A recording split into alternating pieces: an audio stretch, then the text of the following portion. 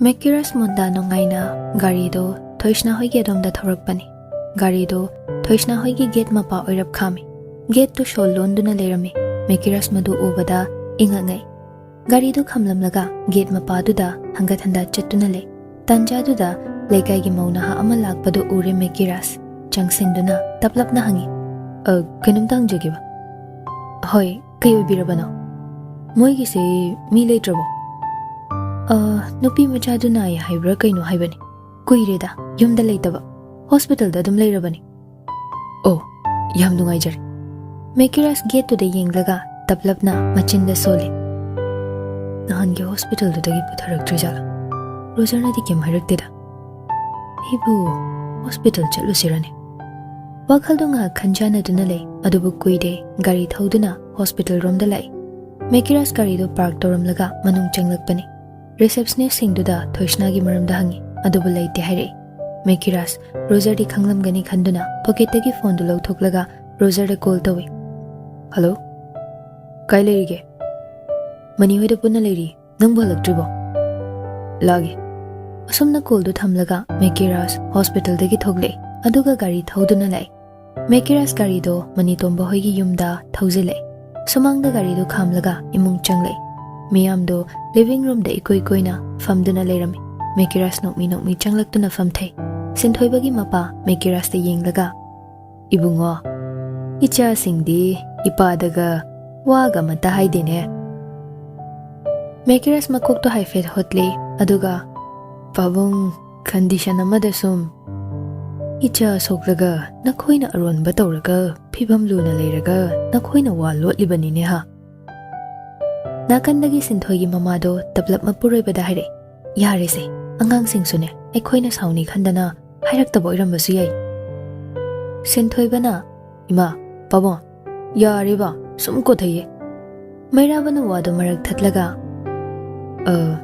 ekhoigi maramdagi pumnamak se thoklakpan. Saubi ba yade. Ise icha singda phagi tobani sana khyai bungo onthok ba. Asumna ahal singdo wari sana duna le. Makhoi mari du mafam du dagi thoklai sinthoiba mong hada taplap haire. Abimgi manak chalu sira. Wahai du da sinthoiba da ahum du punna yenglai. Roger taplapna chalu se kaide. Sinthoiba maithong du nok fit tore aduga dress hongi. Black ki formal suit bi. Mani tomba noklaga ithaugi bu pira loire kaino. Si haiduna makhoi mari nok tuna manungda changlaga dress hongdok tuna thoklai. Aduga leiriba ahal singdu da hairamlaga thoklai. Mekiras na gari thauduna wari sana duna lai. Lambi matai de yolamba rose buki amamam su leiduna purai. Mafam du yauraga gari du park tauramlaga mathakta kakhalai. Sinthoiba wala ngang kidre adumak tumina kare. Tumin leina kre. Wa machet ama phawba ngang na kidre.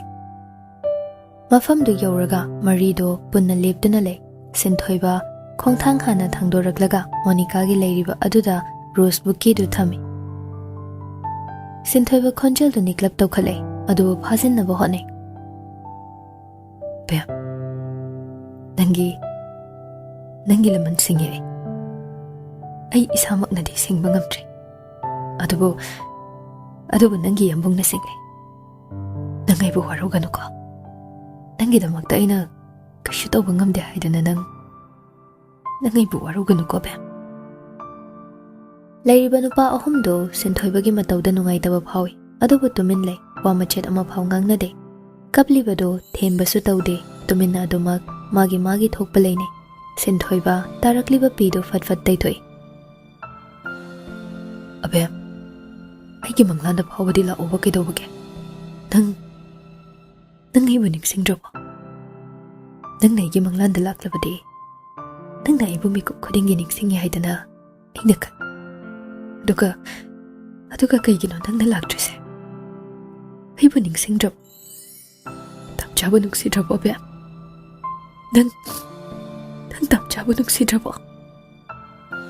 Sinthoiba liplambadu khurukun thakre aduga pendaba chakpana henmanbana khangjinduna khamba ngamdre khonjel thokna kapling aside. Matawdu yengba ngamdre. Mekiras tapna changsilaktuna sinthoibagi lengjumda haifet paire. Kappano to haibagi mawongni. Sinthoiba khonjel thokpadu di phajin kre adubu kappadi lepte machi lengde. Mekiras makuta pairamba rose bouquet du thami aduga nikli lawa khonjel da saktibi samkhoibi nungshidi aduk thamoi kali do kaigino ha babung na nangpo yam sawani imana machan pi sono matang yaujaba sa mabu thaduk tu na chat khrai dana yam sawani lamhen bini nangdi pura lamhen bi adobe yambangwa mai bi nang na hairam baloi na mag ai tauri nangso ina haiba mu kyar ikoi mayam gi marakta mukhana la okai do bagya ba wahai se haraga Mekiras kable Roger ga mani tombaga su changlak tu na themjin bi Roger na abe ani sina kapise pa ibrahim nang na thaina da Roger nang na doctor oiradi ai yengoi ki na haikibada nang phar yeng doine la ai nang ge na ba yeng bi ki mani tombana mo abe ai di wa ga ni ngai le treda mayam na loin haidokre nang na damani koi bacha se habada hauzik de thabak dore ai nang bu puraga nang na chating mama pham da chathan banga mani la ai nang ge pamba ning bado loin thonga lage asumna nupa mari du tasingna China du na helaba male kappa su khangjin bangam dre aduma kaplaga le mari du wangang na da minute kunthra mu tumin leine senthoi bana bam nangya pamba nangya ning basingta ai loina mang phau na hala daban nangi dama hele supnagi nangna ai gi imi yoiduna ai gi tungthai na biro nangna ibu mi khuding senari ingsile habada ai yage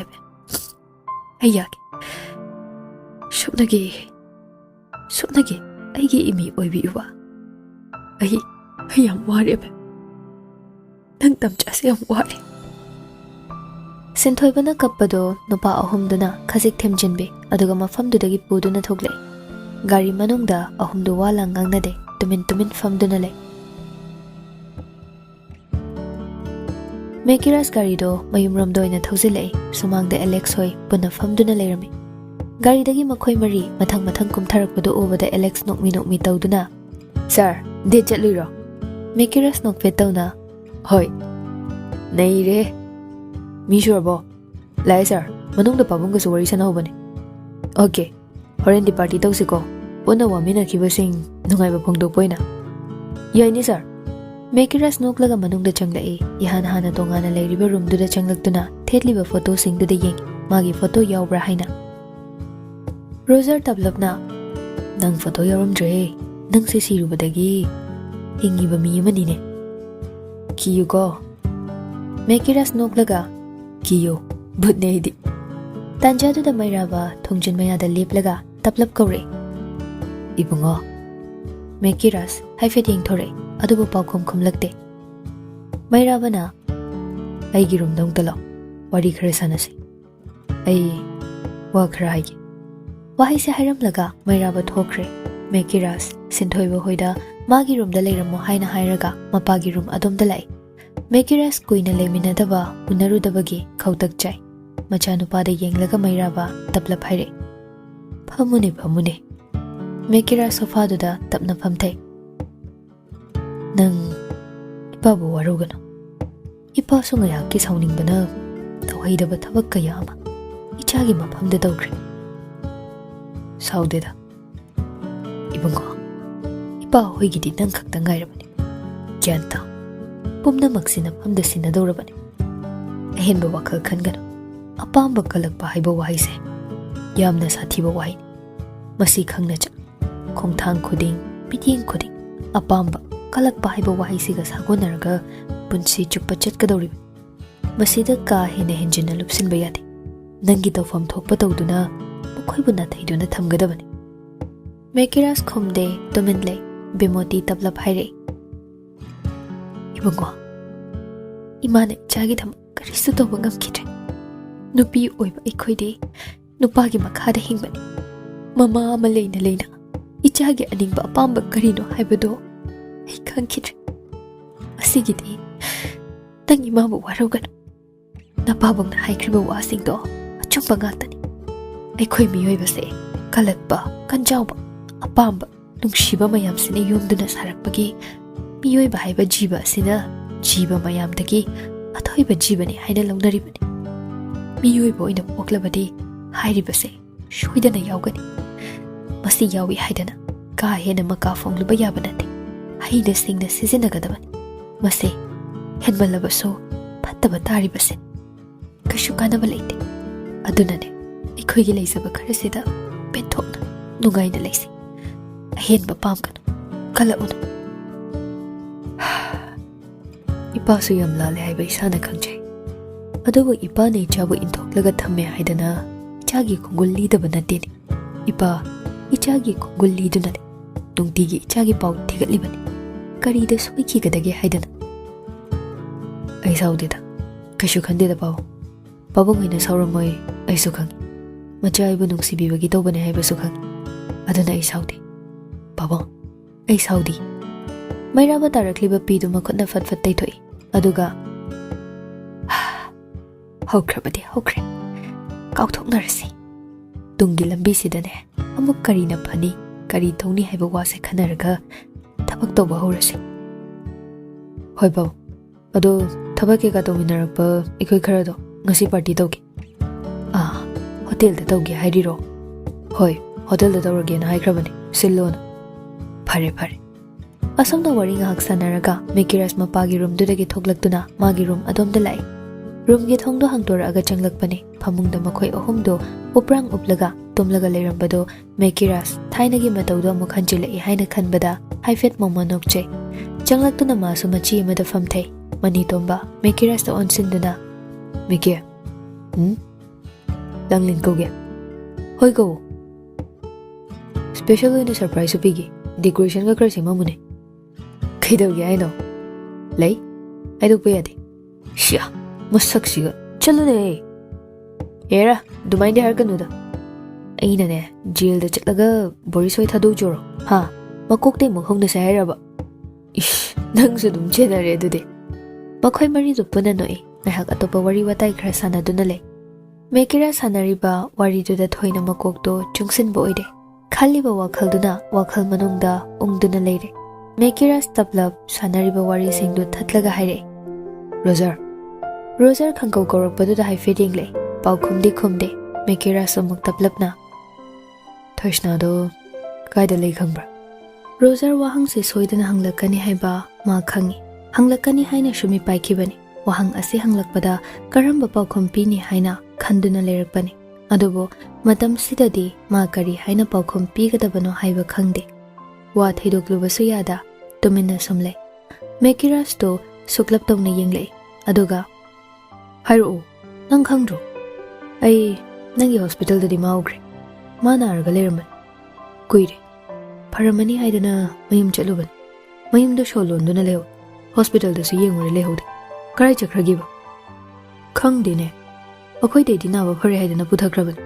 ꯁꯤꯒꯤ ꯃꯇꯨꯡꯗꯁꯨ ꯑꯗꯨꯝ ꯊꯦꯡꯅꯈꯤꯗ꯭ꯔꯦ. ꯃꯦꯀꯤꯔꯥꯁ ꯈꯪꯅꯤꯡ ꯅꯤꯡꯁꯤꯡꯂꯛꯏ. ꯑꯣꯐꯤꯁꯇ ꯊꯦꯡꯅꯕꯗ ꯋꯥꯟꯊꯈꯤꯕꯗꯨ ꯇꯞꯂꯞ ꯁꯣꯜꯂꯛꯏ. ꯑꯩꯒꯤ ꯃꯔꯝꯒꯤ ꯃꯤꯀꯨꯞ ꯈꯨꯗꯤꯡ ꯃꯥꯕꯨ ꯑꯋꯥꯕ ꯄꯤꯕꯤꯔꯦ. ꯑꯩꯒ ꯊꯦꯡꯅꯔꯨꯕ ꯂꯣꯏꯅꯔꯨꯕꯗ ꯃꯐꯝꯗ ꯄꯤꯔꯤꯕꯁꯤ ꯑꯋꯥꯕ ꯉꯥꯛꯇꯅꯤ. ꯅꯨꯡꯉꯥꯏꯕ ꯍꯥꯏꯕꯗꯣ ꯃꯐꯝꯗ ꯈꯨꯗꯣꯜ ꯇꯝꯈꯤꯗ꯭ꯔꯦ. ꯑꯩꯕꯨ ꯌꯥꯝꯅ ꯋꯥꯔꯧꯔꯝꯃꯅꯤ. ꯑꯩ ꯃꯐꯝꯗ ꯁꯦꯡꯗꯣꯛꯀꯦ. ꯂꯤꯒꯗꯕ ꯇꯝꯒꯗꯕ ꯋꯥꯔꯤ ꯌꯥꯝ ꯂꯩ. ꯉꯥꯏꯍꯥꯛ ꯐꯝꯂꯝꯂꯒ ꯕꯦꯜꯀꯣꯅꯤꯗꯨꯝꯗ ꯊꯣꯛꯂꯛꯏ. ꯅꯨꯄꯥ ꯑꯍꯨꯝꯗꯨ ꯅꯨꯡꯉꯥꯏꯇꯅ ꯌꯦꯡꯗꯨꯅ ꯂꯩ. ꯃꯅꯤꯇꯣꯝꯕ ꯔꯣꯖꯔꯗ ꯑꯣꯟꯁꯤꯟꯗꯨꯅ ꯇꯞꯂꯞ ꯍꯥꯏꯔꯛꯏ. ꯀꯌꯥꯝ ꯀꯨꯏꯅ ꯂꯣꯠꯄ ꯌꯥꯗꯣꯏꯅꯣ ꯃꯦꯀꯤꯔꯥꯁꯇꯕꯨ? ꯈꯪꯗꯦꯗ. ꯑꯩꯁꯨ ꯃꯤꯅ ꯍꯥꯏꯗꯣꯛꯄꯤꯒꯅꯣꯅ ꯆꯦꯛꯁꯤꯟꯅ ꯍꯥꯏꯔꯝꯕꯗꯨꯗ ꯍꯥꯏꯗꯕꯅꯤ. ꯑꯇꯣꯞꯄꯒꯤ ꯅꯠꯇꯦ. ꯃꯦꯀꯤꯔꯥꯁꯇꯕꯨ ꯀꯌꯥꯝ ꯀꯨꯏꯅ ꯂꯣꯠꯇꯣꯏꯕ? ꯅꯤꯡꯈꯤꯕ ꯍꯣꯡꯗꯕ ꯃꯤꯁꯤꯗ ꯃꯅꯤꯄꯨꯔꯁꯦ ꯌꯥꯝ ꯄꯤꯛꯏ. ꯃꯥꯅ ꯊꯤꯕꯗ ꯐꯪꯗꯕ ꯂꯩꯔꯣ. ꯍꯣꯁꯄꯤꯇꯥꯜꯗꯒ ꯂꯩ ꯈꯪꯉꯗꯤ ꯂꯣꯏꯔꯅꯤ. ꯑꯁ, ꯈꯪꯗ꯭ꯔꯦꯗ ꯑꯩꯁꯨ. ꯁꯣꯝꯗ ꯊꯣꯏꯁꯅꯥꯗꯣ ꯕꯦꯠꯇ ꯍꯤꯞꯇꯨꯅ ꯂꯩꯔꯦ. ꯅꯥꯀꯟꯗ ꯐꯝꯂꯤꯕ ꯕꯤꯗ꯭ꯌꯥꯗ ꯑꯣꯟꯁꯤꯟꯗꯨꯅ ꯇꯞꯂꯞ ꯍꯥꯏꯔꯛꯏ. ꯕꯤꯗ꯭ꯌꯥ. ꯕꯤꯗ꯭ꯌꯥ ꯊꯣꯏꯁꯅꯥꯅ ꯀꯧꯔꯛꯄꯗꯣ ꯍꯥꯏꯐꯦꯠ ꯌꯦꯡꯂꯛꯏ. ꯍꯥꯎ, ꯀꯩꯗꯧꯔꯒꯦ? ꯃꯦꯀꯤꯔꯥꯁ ꯍꯣꯏ ꯀꯦꯁꯇꯣ ꯀꯃꯥꯏꯅ ꯇꯧꯈ꯭ꯔꯒꯦ? Mekiras to kaisu lalamdre ma thadokre aduga Boris ka makhoi mari dine jail da laikre Mekiras to yam uninge ai yarriba mi kopsi phawbadi ai ma bong to na jake Thoshna mafamda nangi saktam do utlaroi nangi wa mata mafamda haidok pigano haidana pamana bada hairamaga Bidya ai ma bo wa hanikte ma hawa ba mayam ni yom labani ano wa ma mafamda kudol do ningdi Bidya Thoshna gi tarakli ba pido tapna dai thokpe aduga yarise kapkan Mekiras na nangbu yam nungsi jari dudi shoidana nangbu mana thirakani adugi di kaisu khaluno Sengbaki mahai bu thirakani ye Tanjadu da sanahal jangle aduga machagi manakta changlaktuna yenglaga Bima kari dore Baba kaisu tawdeda Bidyana khumlakbane sanahal machanupi gi fibam du yengba ngamdre tasengna yengba ngamdre adubu laibakta asumna tho'o haina tamlakbane khandokpa natana upai leite taplapna Bima nangbu kari janinge Thoshna mapada yenglaga nokfe tawre kaisu janingde da baba adumna sum leiba yaroine nasadu kalhansine aina kandana kayam kandoino Pamung sida aigi matam loiba ngairiba aibo aina pamba charaga aina ningba charaga ai hada duna mo miyamga punai hingba ngamni haibro Sanahal machagi wahai kharaduna thamoida tasona thinbaga chap manakre paukhum khumpham khangde tomin lei mafamduda kuina shu leptuna leiba ngamdre mamai leiduna thokle Bidya Thoshna da yenglaga kaigino pamungda tumna haidubo Bidya aigi baba se ham harabani imana koibu pisak piklingai dagi hundok biram baba da asagi aning apamba kaya madaduglaga koibu chawna ba yokpikibani aida thiba wahi kaya hairade aibu duksiraktaba ya aibu dungsidradi aida da koi me ambu thadoktuna chatkraga aigi wakhalda laiman oidadaba aigi kashu khandana Masi ki basi pare hai wakhasi khalaga igauda bagini ai na hari se sikini Bidya Thoshna gi mataudu yengba ngamdre kaido tangda dumaina harido bo siba bo kaido bai sidoido siba yaro kashu shiroye Thoshna Bidya gi wadu da kaptuna le paukhumdi khumlakte Somda Mekiras hoidu party tawduna lei party loiramdaida mani tombana wine glass tu lokhatuna spoon ama paiduna wine glass tu da haifet thili mangonde attention pibiu haibagi matawgum mayamdo mani tomba romda loina yengnare mani tomba khonjel ga do haifet semi aduga makhutta pairamba wine glass tu table da thamkre aduga makhutto khongraugi pocket da makhutna ama humduna lei mayamna mangonde yengnare haibadagi tablabna mayam Wafam khara haijage haida wasi Mekiras ki dinate ko magi di loikre sidi aigi oiba wani mayam da nokle Alex na dhamane kido no nakandagi osina so sir iching nei ko mani tomba nokmi tawduna langlen gi manakta changle langlen nokmi tawraga mani tomba da yengle mani tomba makhut yetu ting thokle Langlen sa mani tomba gi tingthora iba khuttu de yenglaga makhuttu pi mani tomba langlen gi makhuttu sambiraga buduna lai aduga lefalle langlen de matawdu da tingak leptuna le mani tomba mong hada khongrau gi pocket tagi box macha ama lauthore aduga khuruna ma makunthaduna box to hangdoklaga langlen da Will you marry me Langlen noklaga mangak to nomle mani tomba ring du lauthoklaga Langlen gi left thangba ring finger da sizinbi langli ba nungai ba tanja dugi marakta pakhang macha ma changlaktuna Mekiras da chirul tawi Mekiras makhuta pairamba wine glass to table da fathanam laga kaisho hairamda mafam dudagi chenchat tawkhre Senthoiba Mekiras na chatkhriba do oi nupa dugi manak changlaktuna Kai jakrino. Sarna nupi mati yo haidan hai. Adu bangi. Adu ki banak jakrino. Senthoi bawa du da hai fet matha sadu na le. Maso matung ina du na thore. Roger taplap sole. Si thoni se khanga bane. As. Roger ga senthoi baga so matung ina rei. Mekiras kari do speed kalap thawi. Ngai hak tu da thoishna bu uning ba phawa hen bana mikup sida kari suna chungdre. Somda Roger sauri tawraga. Ai ko piele si thoni se dum khanga bane. Mafam dagi kyam kuina mu lotoi no ba. Ma so wa ba ta honi khan ba gi oiram ni ne. Moi matei manaw se ko. Ai hai jani. Iga bri thitle. Ado yam serious ora ba Roger. Hoine. Ai di leukemia ora bai khalu bane. Aduga brain tumor ora. Brain tumor do he khangbaga lo thodi phab. Khang haudri. Aduna hoji kulai thaba yade. Magi matam ngai ba adune. Kariba. Masada symptoms khara di dum lamni. Makhoina doctor di yeng thoktabani. Ekhoi Manipur gi di paisa pa mai ra kai deino khang da kai ne. Adum leibase. Fever si toina na sila di adum yeng yar. Senthoi ba khumlakte tumin le. Mekiras kari do hospital room da thosile. Nungdang gi pung 12 makhai muk tarabani. Gari do park tawramlaga hospital room da chele. Gari gi thonga do lonchinde. Ihang hang duna thaname. Mekiras room number do thi duna lai. Second floor da room do lairame. Thong do hangdoklaga changba ngamdre Mekiras do. Masada ningamdabana pikthali. Tasengna ningamdaba phawre. Roger ga sinthoibaga so gari do park tawrame. Gari gi thong ihang hang na leirambado uraduna thong do lonsin biramlaga manung changle. Receptionist ta hanglaga ani do so mathak ta kakhale. Mekiras thongjen panda leptuna leirambado ure. Ani do changlakduna leptuna le.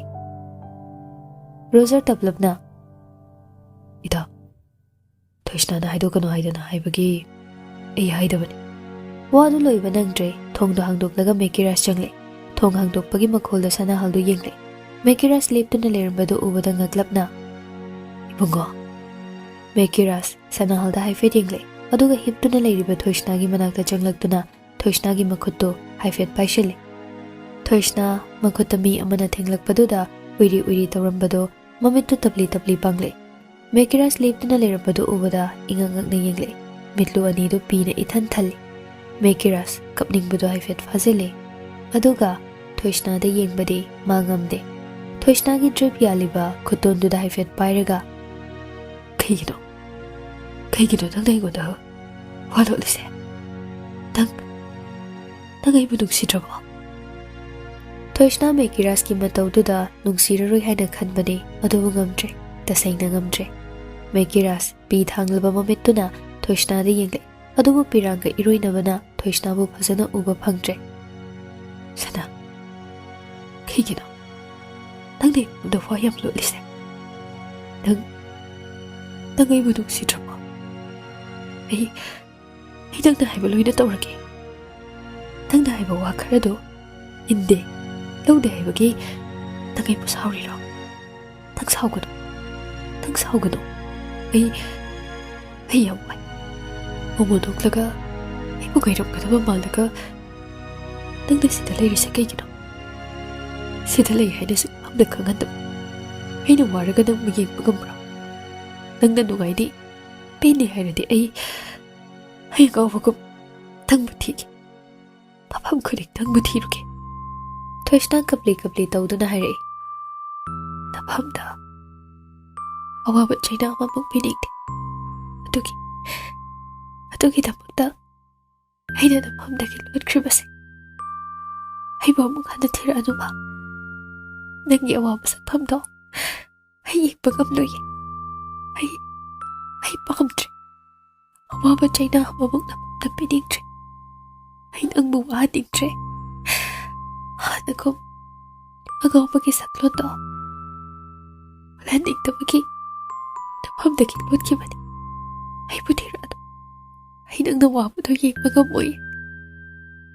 Ai ngamoy. Tawai mana marugani. Karigi bibo sukotliba haidana. Aibu mina tati chaina ni. Kaigino sana. Nanda tuna hairido. Ha. Kaigino sana. Ai wadi.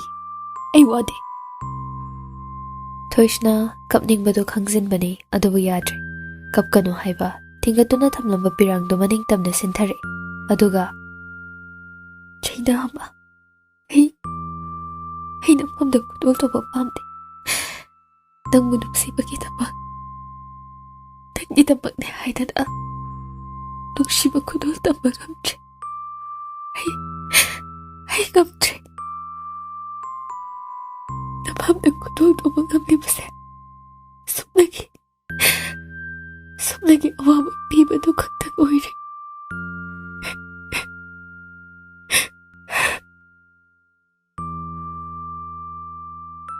ꯑꯋꯥꯕꯗꯨꯁꯨ ꯅꯨꯡꯁꯤ ꯈꯨꯗꯣꯜꯅꯤ ꯅꯨꯡꯉꯥꯏꯕ ꯈꯛꯇꯪꯅ ꯅꯨꯡꯁꯤ ꯈꯨꯗꯣꯜꯅꯤ ꯍꯥꯏꯅ ꯈꯟꯕ ꯌꯥꯔꯣꯏ ꯄꯨꯟꯁꯤꯁꯦ ꯑꯋꯥꯕ ꯅꯨꯡꯉꯥꯏꯕ ꯑꯅꯤ ꯄꯨꯟꯅ ꯈꯨꯠꯁꯝꯅꯗꯨꯅ ꯆꯠꯂꯤꯕ ꯇꯥꯏꯕꯪꯄꯥꯟ ꯁꯤꯗ ꯑꯋꯥꯕ ꯅꯨꯡꯉꯥꯏꯕ ꯍꯥꯏꯕ ꯑꯃꯃꯨꯛ ꯂꯩꯇꯦ ꯑꯩꯒꯤꯗꯤ ꯅꯪꯅꯕꯨ ꯑꯩꯒꯤꯗꯃꯛꯇ ꯊꯋꯥꯏꯅ ꯅꯨꯡꯁꯤꯅ ꯄꯤꯔꯛꯂꯤꯕ ꯈꯨꯗꯣꯜꯁꯤꯡꯗꯣ ꯏꯁꯥꯗ ꯌꯥꯅ ꯍꯔꯥꯎꯅ ꯅꯪꯒꯤ ꯅꯨꯡꯁꯤ ꯈꯨꯗꯣꯜꯅꯤ ꯈꯟꯗꯅ ꯂꯧꯔꯕꯅꯤ ꯁꯅꯥ